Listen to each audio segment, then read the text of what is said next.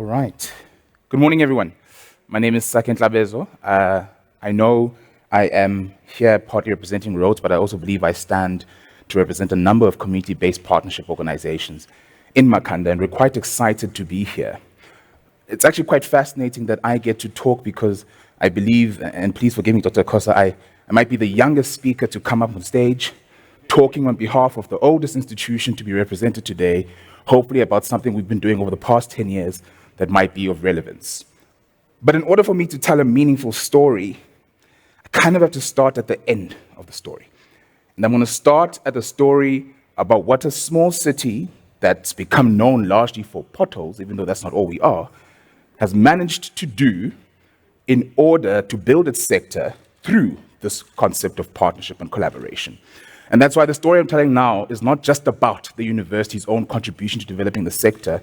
It's a case study and a model, I think, for everyone in the room to really start to appreciate what could be possible by facilitating meaningful partnership with everyone in the room. Now, I'm known to talk quite fast.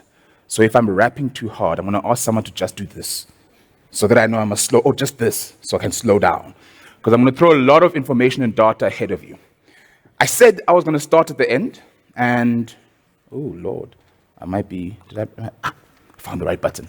And I'm going to start in January 2024. In 2024 this year, Rhodes University was one of the biggest enablers and partners in helping to bring together what we called the Makhanda Education Summit. In short, this was a convening of the basic education sector of the city of Makhanda to collectively and co-creatively identify opportunities for development and shape out pathways for us to meaningfully do so and move forward to build the sector. Importantly, this is collaboration and partnership that was fostered and enhanced with the schools, with the teachers, with the ECD centers. I think oftentimes what might happen, and if I say something that might be shocking, please chalk it up to my inexperience and youth, is that this concept of collaboration and partnership might be spoken about by the haves and the implementers and those that form part of institutions without going directly to the sites themselves. And we wanted to make the city itself a site to demonstrate what could be possible by working together. This summit sought to do three critical things. Number one is to map out who in the city of Makhanda is doing what at what level of the basic education sector. Who is doing what at the early childhood development sector, in primary schooling, in secondary schooling. How can the existing stakeholders, with our limited resources and wealth of energy, work together to maximize impact for the sector as a whole in the city? And how we can do so by aligning the various interventions and strategies we're having towards this impact. Now, what it was, this event, like I said, I'm starting at the end, I'm starting in January, was a reflection point on about a decade, maybe slightly more, of deliberate and sustained intervention by a variety of stakeholders. I am not here today to speak just on behalf of Rhodes. I'm speaking on behalf of a number of energies and community-based organizations in the city of Makhanda. So we were reflecting on what was done and achieved over a period of about 10 years, but also starting to strategically shape what could be done going forward. And this is the part where it gets tricky. To fully appreciate why I have come up here to talk about a thing we did in January, I'm going to go back to 2013. I'm going to ask our people at the back if they could be so kind to pull up that website that I pulled.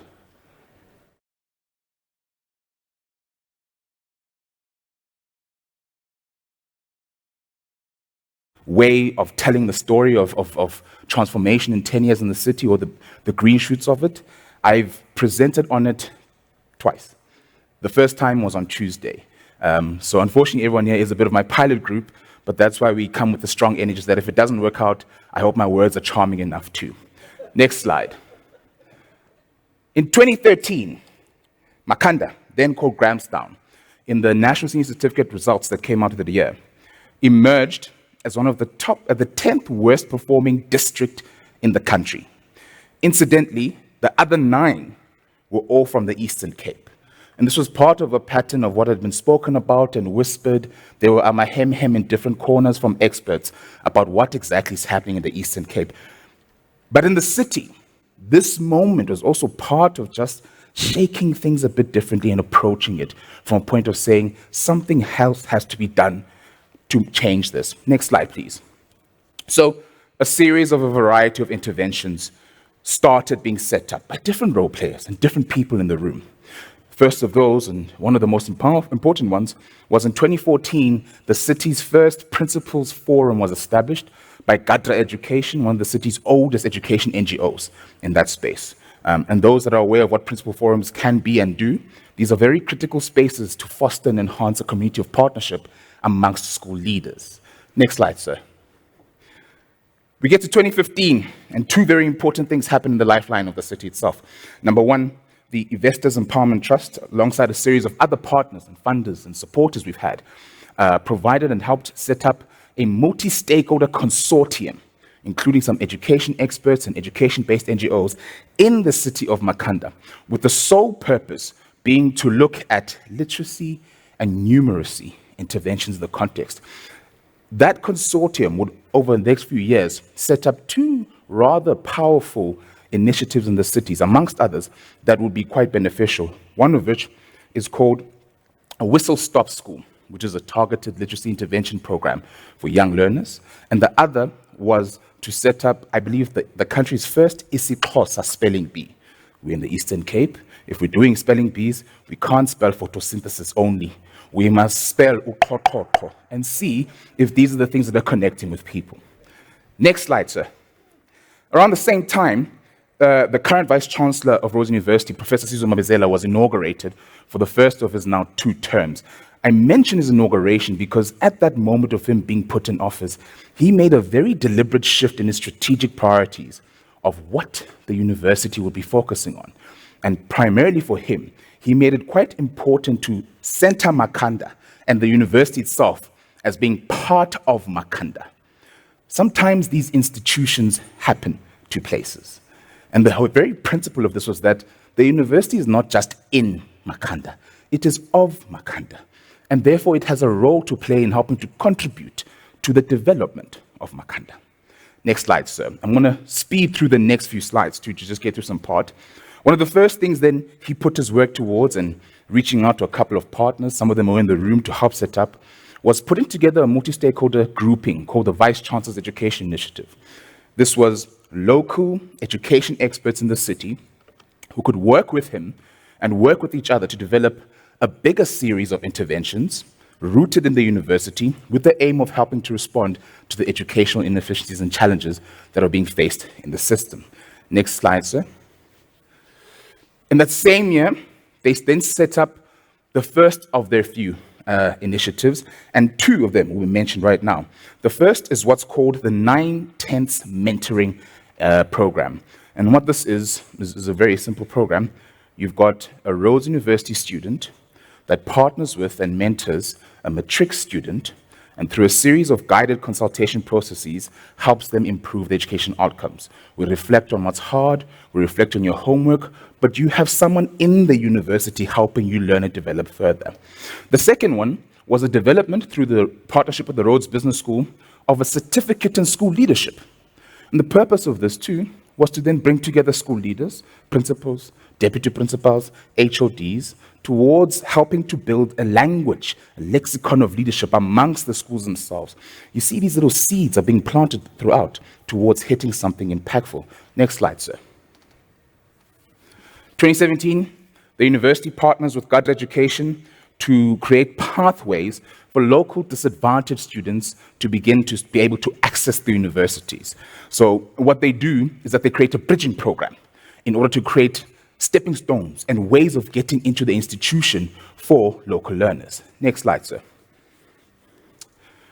In the same year, that Whistle Stop School I spoke about was then launched by Gadra Education, supported by that consortium and supported by this Vice Chancellor's initiative. Next slide, sir. Again, I might be going fast, I'm dumping a lot of information, but I just want to give you a bit of color about what we try to achieve. 2018, 5 years after we were one of the 10th worst performing district in the country, the fee-exempt public schools in Makhanda, quintile 1, 2, and I think quintile 3, I may be under correction, achieve 100 bachelor passes for the first time. Now, in the bigger context, this might not seem the biggest thing, but again, we're talking about a hyper-localized approach and what's happening in one city. We've come from 5 years being there, and this is part of the first green shoots of what the development looks like. The next few years would really then start to double down and enhance what is possible through this strategic partnership approach. Next slide, sir. The same year, the very next year, the Community Engagement Office of Rhodes University, which is part of this Vice Chancellor's initiative, then redesigned its own program that is an intervention literacy called Budding Q. And what they did with that is that they started running play-based intervention programs and workshops with grade R learners focused on literacy. You start earlier, you use play as a methodology with the hope that it starts to inculcate a better responsiveness to the deeper tools. Next slide, sir. In the same year, the organization or the unit that I'm very much part of managing, called the Makhanda Circle of Unity, started being set up following a series of stakeholder consultative embezos. Now, what the Circle of Unity is in a short moment, and if you want more, I've got 10 other slides we can talk to outside during lunch, but it's an apolitical multi-stakeholder structure that's looking to help foster and contribute to positive projects in the context of Makhanda, alongside anyone else who wants to stop the narrative that Makhanda is just potholes, because we're not. Next slide, sir. 2020, COVID-19 happens. We know. I'll leave it at that. We know. But the very next slide, in that same year, Makhanda emerged as the best performing city in the Eastern Cape province in the matric exams, 7 years after being in the top 10 worst performing districts in the city. Again, this might seem small scale, but what hopefully has been getting quite explicit is that to get to that point, there was a lot of pulling small partners together, working directly with the schools, capacitating the people leading the schools to create an enabling environment for that to start to happen. Would you mind going one more slide, sir, and then I'll use the last 3 minutes to just type up my presentation. In 2021, that 9-tenths mentoring program that I spoke about was awarded the McJanet Prize for Global Citizenship. Now, this is a global award that recognizes programs with the propensity and potential to impact systemic change. To date, the university, Rhodes University, and this program, I'm going to speak conservatively, it's the only South African community engagement and intervention program of its nature to receive this award. In the next 2 years, you'd see some increasing positive indications and trends about what is happening in the context of the city. One of the most exciting ones of those is that in 2023, in the context of the country being responsive to the 2021 Pearl study, and again, please forgive me for bringing it up, but we conducted our own local one, partnering Faculty of Education and Gutter Education, that revealed that the literacy rates in Makhanda was that 40% of grade 4 learners could read for meaning. Small context of one city, more than double the national average. Could I ask you to go back to the slides and I'll quickly tidy up? Mr. Kaya, please get your dancing shoes on, sir. I might steal 1 or 2 more minutes. All right, so it's been 10 years of doing this. Now we're coming back to where I started, the summit. There's been this positive trajectory, this growth. So the idea emerges, well, let's put something together to acknowledge what's happened over the past 10 years. And this is what it was. And in order to put it together, a multi-stakeholder planning committee was put together. This committee consisted of the education experts, of the vice chancellor, of 3 school principals, of 3 NGO representatives. And what we did in that space is that we appointed subcommittees to look at each specific sector of the basic education sector of Makhanda. So there was an ECD subcommittee that did a situational analysis of what the context is of early childhood development in Makhanda is. Same for primary schooling and same for high schooling. That process of doing those SWOT analyses helped, however, to mobilize further support from the people we wanted to invite, because we invited them to form part of creating the data set that we could use to be the base for the summit itself. So we come to January. We've got in our small little city that apparently is just potholes, and I've been trying to convince you it's not just potholes. 350 local education stakeholders were present that day, representing the various parts of the sector as a whole. And because we did those sectoral subcommittee and situational analyses, we were able to have concentrated discussions around key priorities for each of those subcommittees. I'm happy to share them with anyone outside of the space if that is a point of curiosity. But at the end of that, through this consolidated process of engagement, participation, collaboration, and partnership, a shared vision was put together, quite bold and audacious, about what the city's education sector might look like. And that vision reads, by 2028, Makhanda emerges as the leading academic educational city in South Africa and is recognized as such by offering all local children and young people the benefit of good quality education at preschool, primary, secondary, and tertiary levels. Now, here's the thing. We could only get to the point we got through consolidated and dedicated partnership initiatives. We can only make that vision happen through continued and enhanced partnership initiatives. So the story that I've told you today, that began at the end and has now come back here, is around inviting you to come with us and join us and learn more about this journey.